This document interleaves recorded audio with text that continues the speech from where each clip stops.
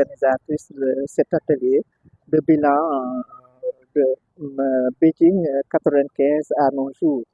Donc, l'importance de cet atelier, comme vous le savez, les femmes du monde, à travers le système des Nations Unies, ont eu à obtenir vraiment la plateforme mondiale de Beijing depuis 1995. Cette plateforme, articulée autour de 12 points, vraiment faisait la promotion du statut des femmes pour le développement. Les États se sont engagés à matérialiser cette plateforme depuis 1995. Alors, nous sommes aujourd'hui en 2025, ça fait 30 ans. Pendant ces 30 ans, le Sénégal a eu à traverser quand même les âges avec 3 ou 4 régimes, parce que c'est depuis le régime du Parti socialiste.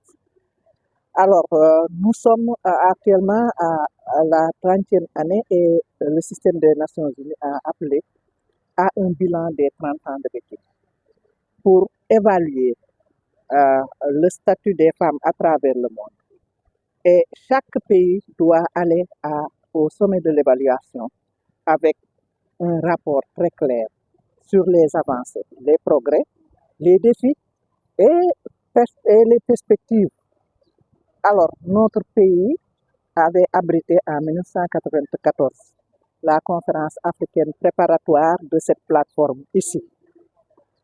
Alors, nous nous sommes dit, en tant que société civile, nous n'avons pas le droit d'aller à la rencontre mondiale sans que le Sénégal puisse avoir un point de vue sur le bilan des 30 ans. Parce que nous étions leaders en Afrique. Et cette plateforme a été impulsée par la plateforme africaine qui a été réalisée ici, qu'on appelle plateforme de Dakar. Si vous revenez sur l'histoire, il y a 3 points qui figurent sur la plateforme mondiale que l'Afrique a amené à Beijing, c'est à partir vraiment de la plateforme de Dakar. C'est sur la petite fille, c'est sur les femmes rurales et c'est sur les violences, la paix et la sécurité. Il faut continuer toujours à les approfondir, à les défendre. Rien n'est définitivement acquis. Et les femmes sénégalaises qui ont eu à accomplir de gros progrès ont encore de grands défis devant eux. Les progrès, nous les connaissons, c'est dans le domaine de l'éducation. Il y a plus de filles qui sont présentées pour l'entrée en 6e. Elles sont les premières au BFM, au bac, etc. Mais elles ont encore beaucoup de défis. Nous avons eu la loi sur la parité à l'Assemblée nationale et dans les élections, enfin dans toutes les instances électives. Nous voulons une beaucoup plus grande représentation des femmes dans les instances nominatives et nous devrions justement appliquer le même principe pour tous les postes nominatifs, les conseils d'administration, car il y a suffisamment de femmes pour occuper justement les responsabilités. Nous avons également beaucoup discuté sur la nécessité de bâtir une alliance avec les hommes.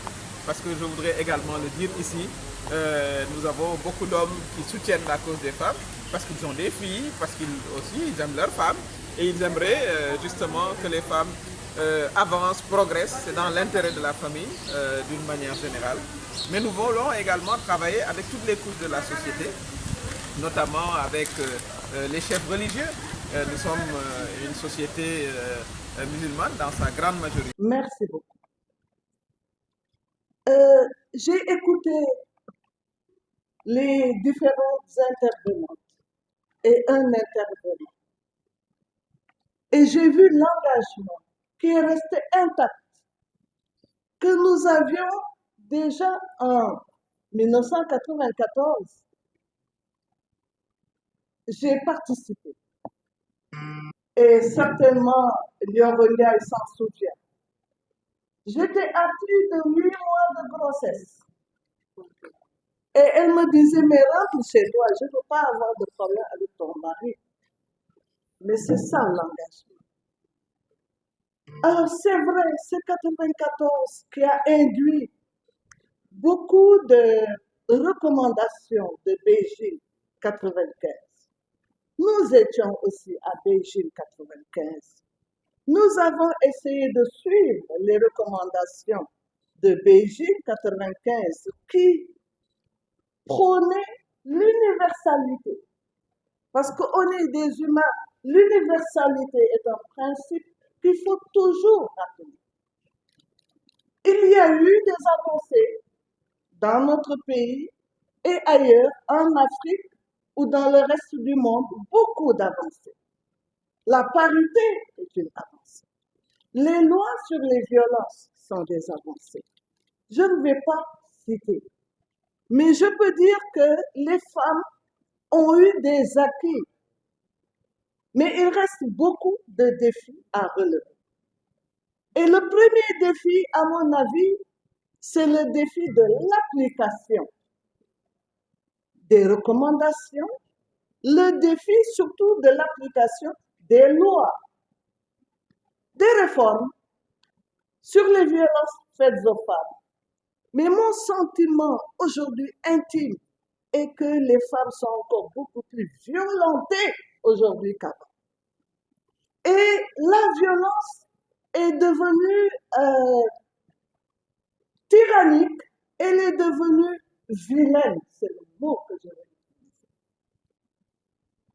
Le second point sur lequel je voudrais quand même mettre le doigt. Parce qu'aujourd'hui, nous avons la chance d'avoir des pionnières et d'avoir des aînés et d'avoir une échange ouverte et très holistique, intergénérationnelle.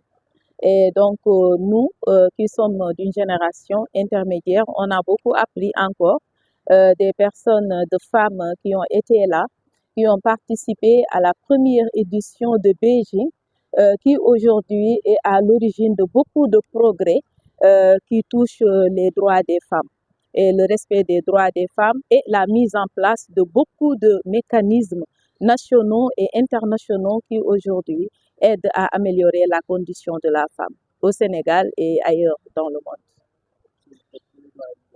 J'ai dû arriver après, mais dans tous les cas, toutes ces femmes-là, si j'ai un soutien à donner, connaissant les positions de Tata Ndioro, c'est qu'aujourd'hui, on doit se battre pour préserver les acquis.